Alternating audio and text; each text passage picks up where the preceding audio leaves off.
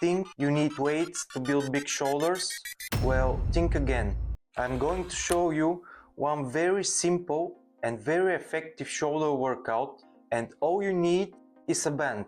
And the best part is you can perform that workout in 15 minutes, anytime, any place. So never underestimate the power of band for building muscles. Let's go.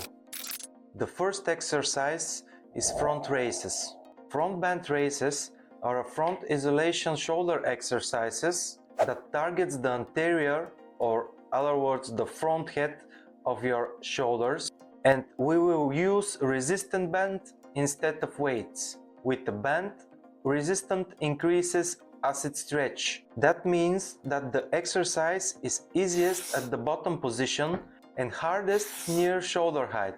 This is the opposite of dumbbells, where usually the middle of the movement is most challenging. As a result, front band raises place more emphasis at the top portion of the lift, where the anterior delt is most contracted.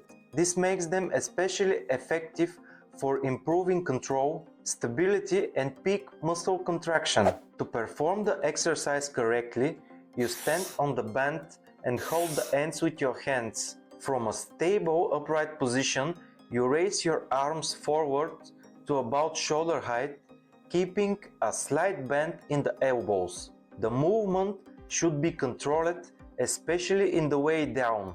A brief pause at the top is useful because that's where the band creates the most tension. The key is to avoid using momentum. If you have to swing or lean back, the resistance is too high. One of the biggest advantages of front band raises is that they are more joint-friendly than traditional weight-based raises.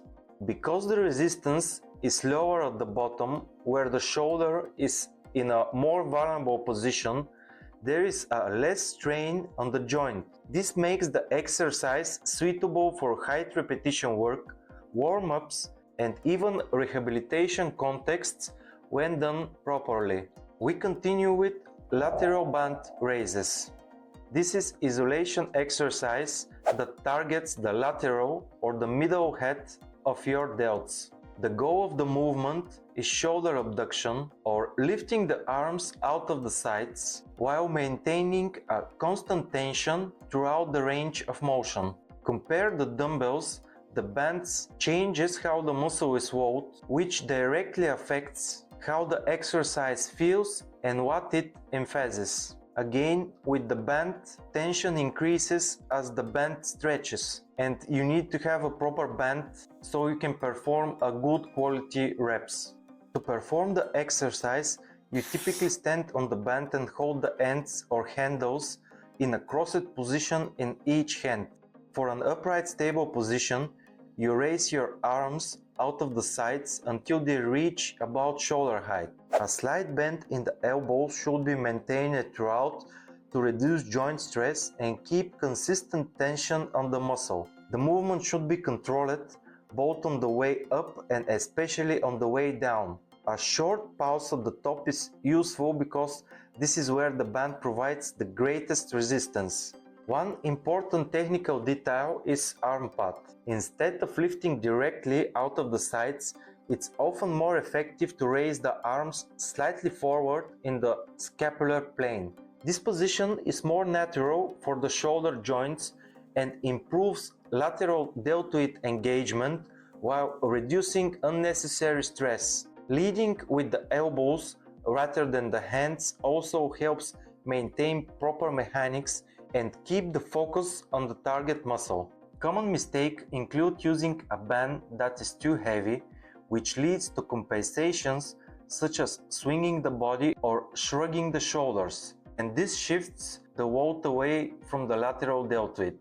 And for the final, bent rear delt row. The bent rear delt row is an accessory pulling exercise designed to target the posterior head of your delts.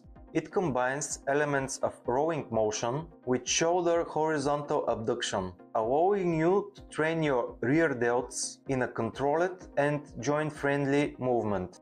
This is particularly vulnerable because the rear delts are often underdeveloped compared to the front delts, especially in programs that emphasize pressing. With a resisting band, the load increases as the band stretches, creating an ascending resistance curve. This means the movement becomes more challenging toward the end of the pull, where the elbows travel behind your body and the rear delts are most engaged. This resistance profile works well for reinforcing peak contraction and improving control in the fully shortened position of the muscle. To perform the exercise, the band is typically anchored in front of you about chest height. You hold the ends or handles with your arms extended and step back to create tension. From this starting position, you pull the band toward your upper torso while flaring your elbows out of the sides rather than keeping them tucked. The goal is to drive the elbows back and slightly outward, focusing on moving through the shoulders rather than just bending your arms. At the end of the movement, there should be a brief pause to emphasize the contraction of the rear delts before slowly returning to the standing position. A key technical detail is elbow positioning. Keeping the elbows higher and out of the sides shifts the emphasis toward the rear delts, while tucking them closer to the body turns the exercise into more of a lat-focused row. The path of the pull should feel wide rather than narrow. Maintaining a neutral spine and avoiding excessive torso movement is also important to ensure the target muscles are doing the work. Lack of control on the return phase is also a problem, as it removes tension from the muscle and reduces overall effectiveness.